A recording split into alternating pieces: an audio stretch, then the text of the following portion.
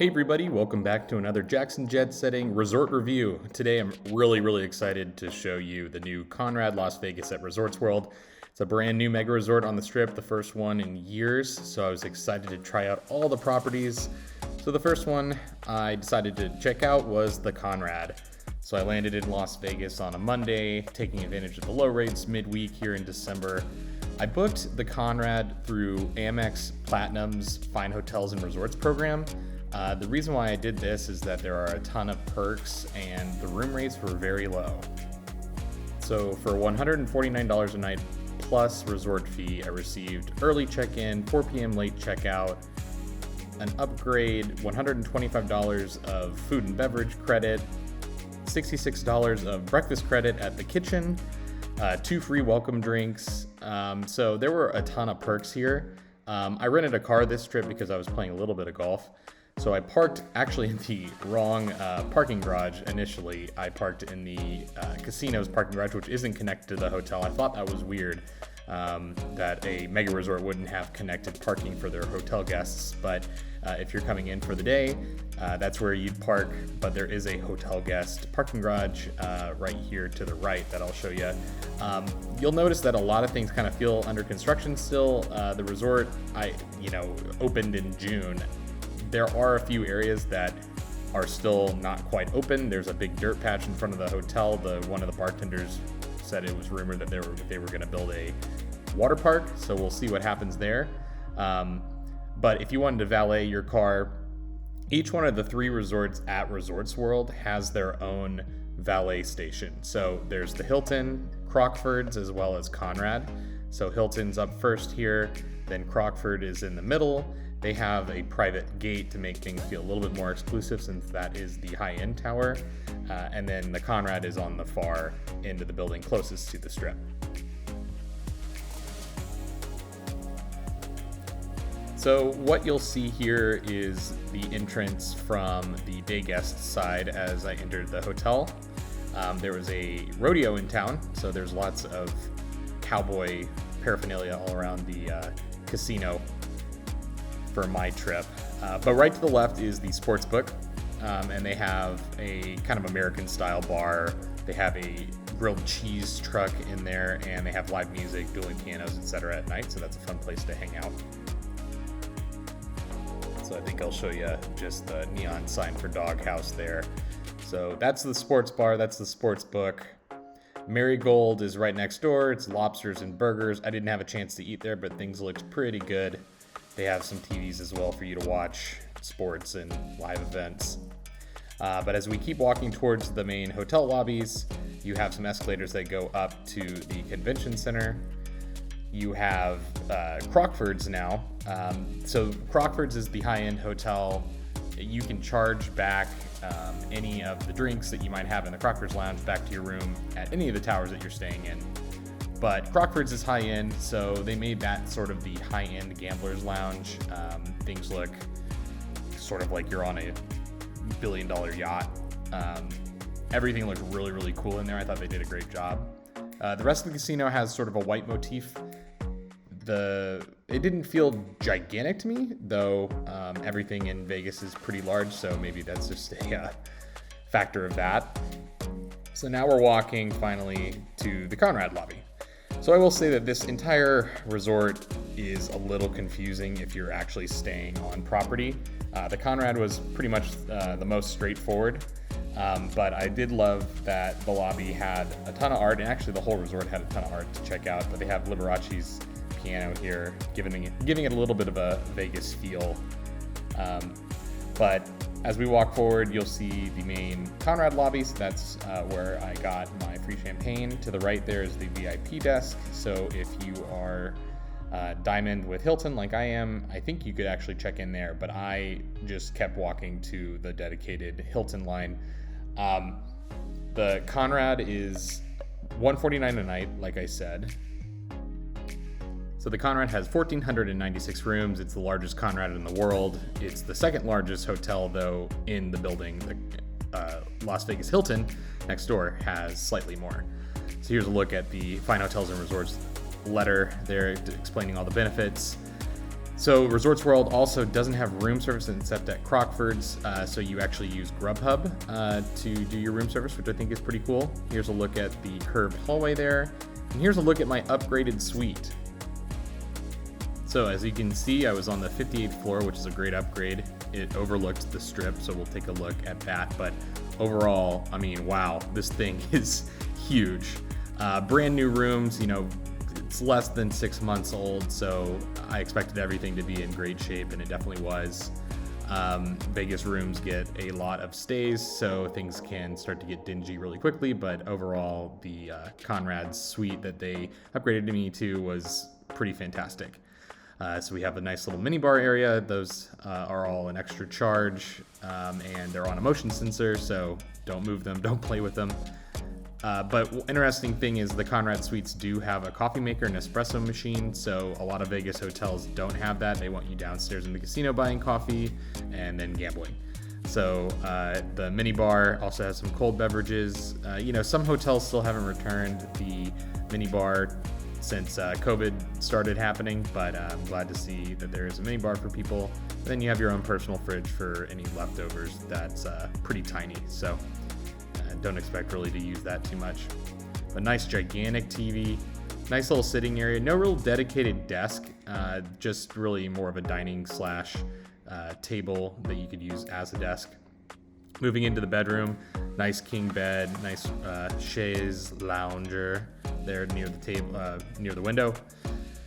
But nice big bedroom, dedicated doors to the living room, so you can have some privacy as well as to the bathroom.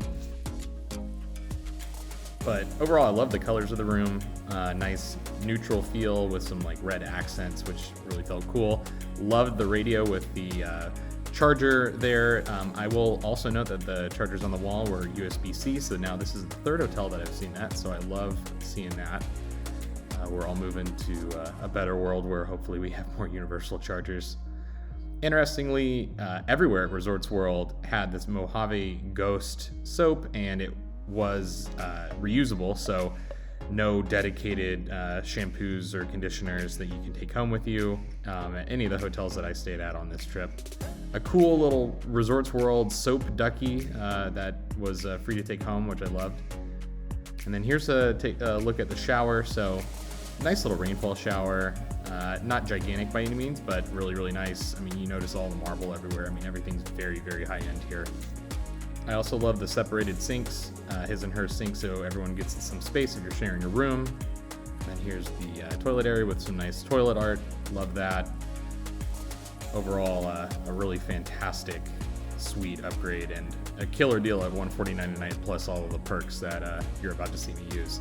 And then I love this little area. This is the closet, kind of a walk-through closet with some robes, nothing branded specifically to Conrad, just Resorts World, but an area for people to do their makeup as well and store your luggage.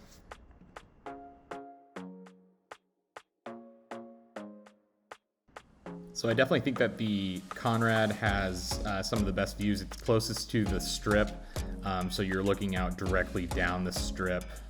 So if it's your first time in Vegas, or it's something that's really important to you, I would maybe gravitate towards the Conrad for that reason. And the hotel is pretty tall, so definitely worth checking out. So we grabbed some cocktails there.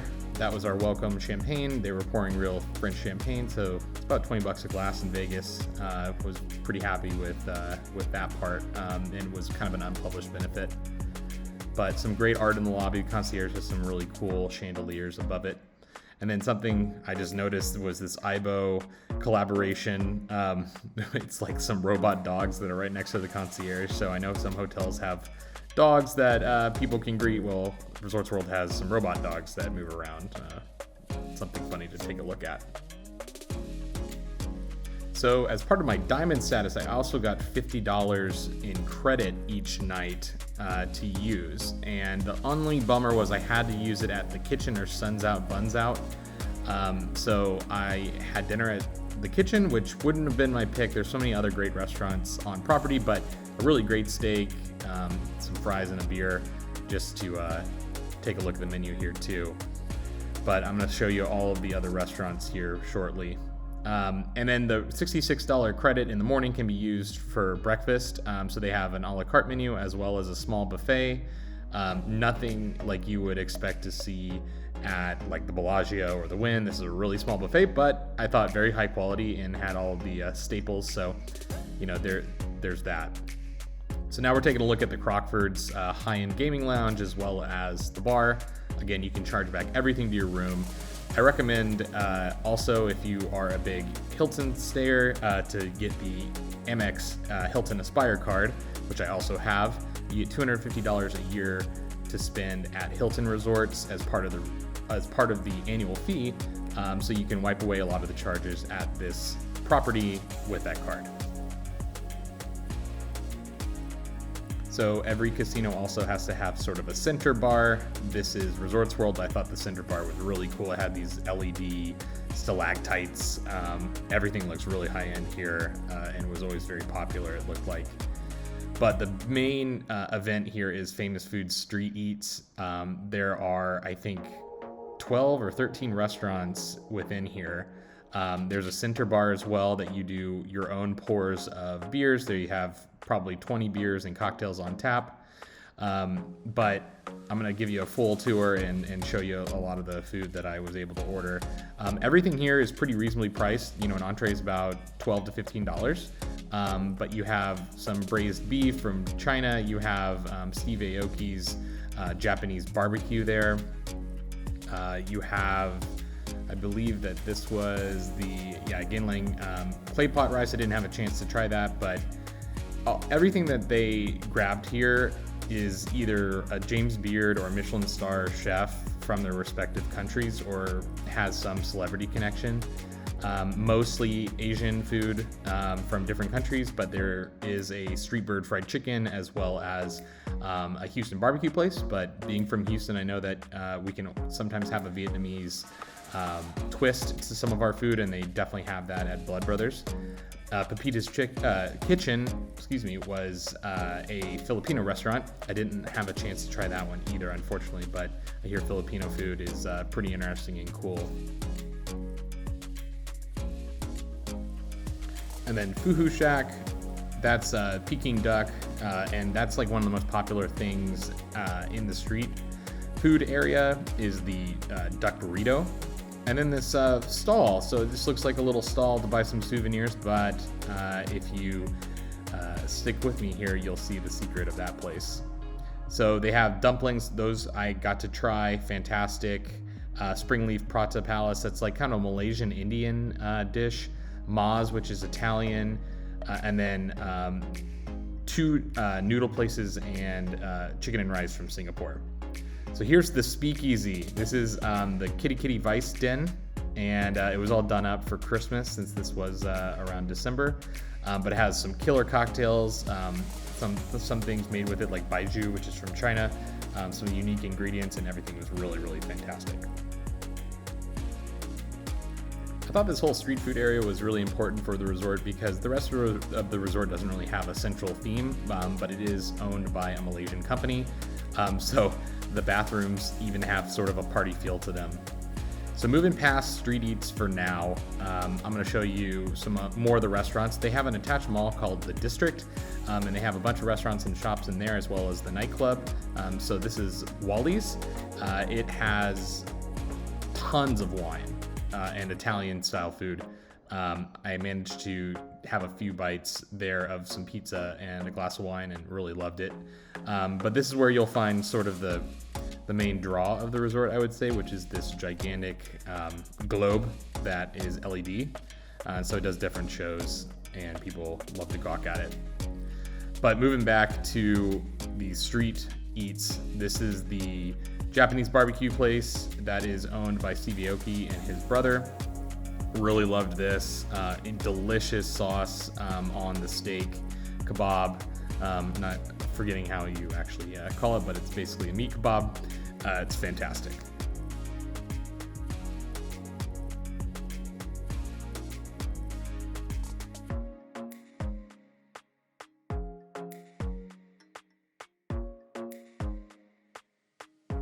Love the look of the floor here.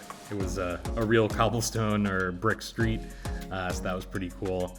Always look down in Vegas. The carpets and the floors are sometimes pretty cool to look at. But yeah, cocktails and tons of cool neon signs to give the feel that you have been transported to another country or another continent. So Pepita's Kitchen, when I went back to the street food area, they were serving some suckling pig. Felt like this gave a cool little street food aspect to things, something that you don't normally see in like a food court, especially in a casino. But here are the dumplings that I got. I definitely recommend these. These were out of control good. I believe they were about $10 for 3, which isn't that terrible, especially for Vegas. I felt like the food was really reasonably priced here. And then I tried the Springleaf Prata Palace. Don't really get some Indian naan flatbread, but I got what was basically a cheese quesadilla just to try it. It was really rich in flavor and really delicious. If you have kids, they'll probably love that.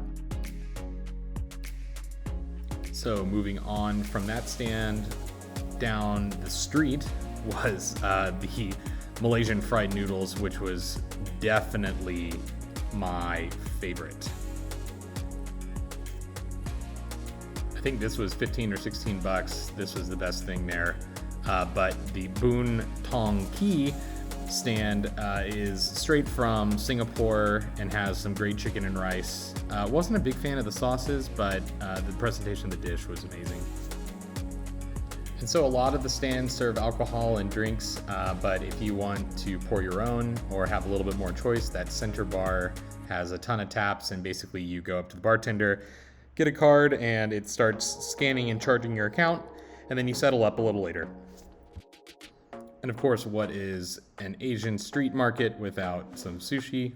So I tried some of the tuna, which was pretty good, though I've had better sushi in Las Vegas.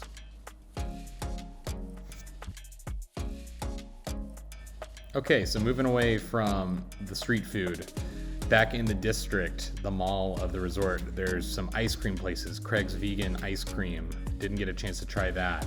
Did try Wally's, as I mentioned, but the wine and pizza was absolutely fantastic here. If you're a fan of kind of the high-end steakhouse, this is definitely one of the places to go. And I loved the Stardust little sculpture in the middle of the district. If you didn't know, Stardust Hotel was a pretty famous Vegas hotel. It actually was on this site, but was bulldozed a number of years ago, and the lot sat empty for a long time due to the financial crisis in 2008. So finally, Resorts World opened, but I love how they pay tribute to it here, as well as on the 66th floor bar. So we'll take a look at that in a second. Mulberry Street Pizzeria is from Los Angeles. They have just sort of pizzas by the slice. If you're a little hungry, it's a perfect spot because it's right next to Zouk, which is the nightclub. So I know that place probably gets pretty popular on the weekends. But they had pretty good pizza. I did try a slice, and they have tons of the sign posters from celebrities like you would expect from any LA pizzeria.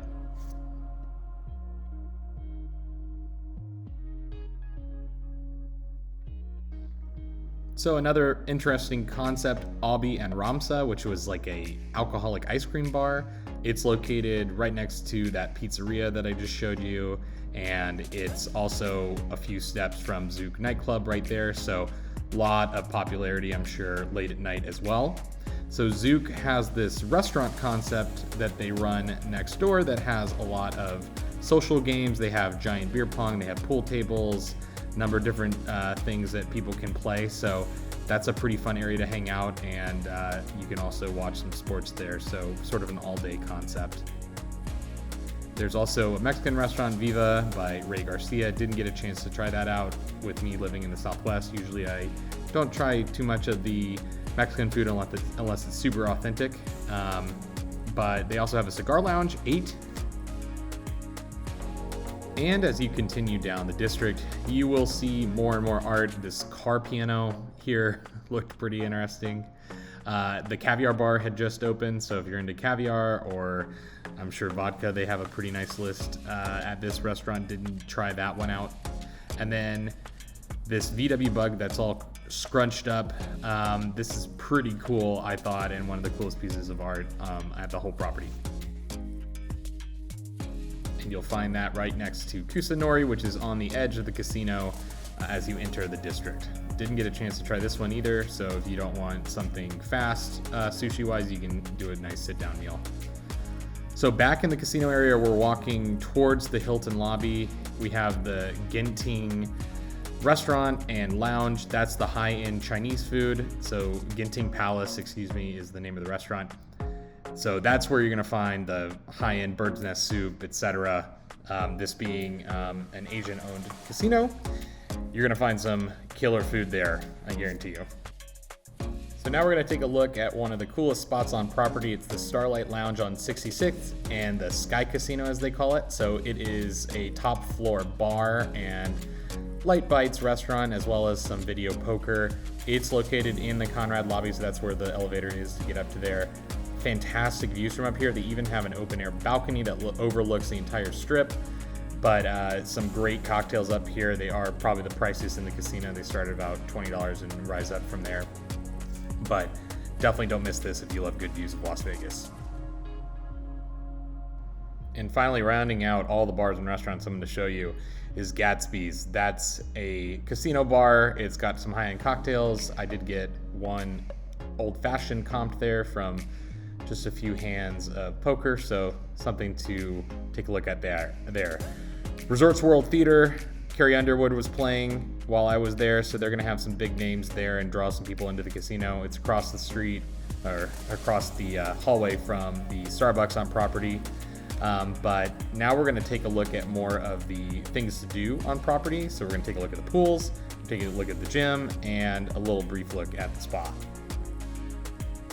Okay, so we're going to show you the pools. We're back up at my suite right now, but that pool is for Zouk, so they do day club stuff there. Here's that dirt pit I was telling you about that apparently they're going to build a water park, but we'll see what they actually end up building. But here's the whole pool complex. So you have a number of different pools. That's the family pool on the left.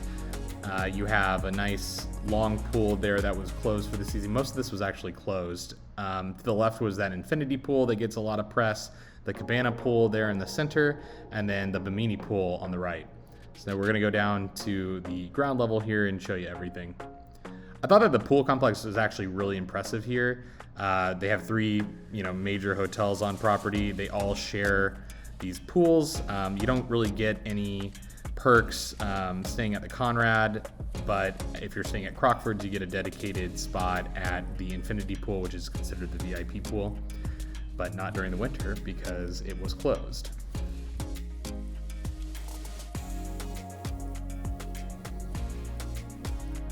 There are also pools at Crockford's in their villas, so you can get your own private pool on the strip, which is pretty cool.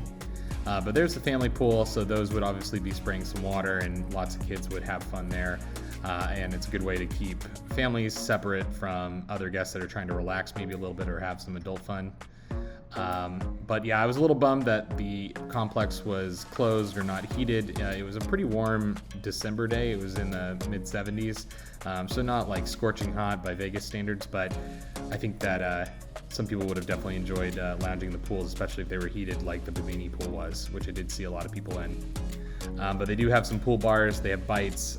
They have a Mexican bar as well as the Bimini bar, which is pretty cool. I like the Bimini bar because it's themed to Bimini, which Resorts World has a property there.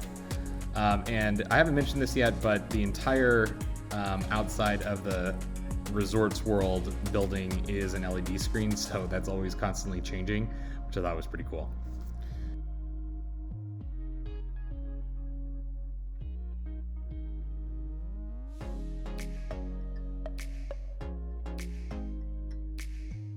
So here's that closed VIP pool with the infinity pool. Definitely bummed I couldn't get a shot of this, but we'll say right now the infinity pool is overlooking a dirt patch and the strip. So not really the best views right now, but certainly going to be popular when everything is completely done.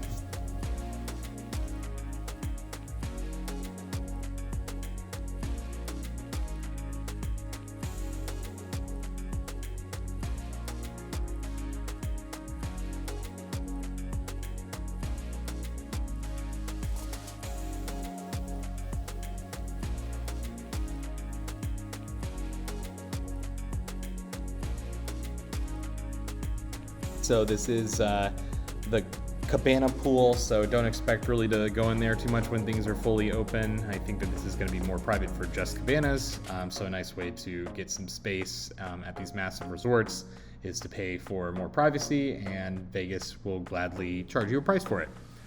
And I'm walking to the Bimini pool, which is located right next to the Hilton lobby. Everything is on the 5th floor here, so you do get a little bit of elevation for the pool complex overlooking the strip, but I did enter from the Conrad side. But every property pretty much has direct elevator access to this floor with the pool, as well as the spa and fitness center, which is located on the conference level. So a lot of fun games to play with people, and then you do see some people there in the pool.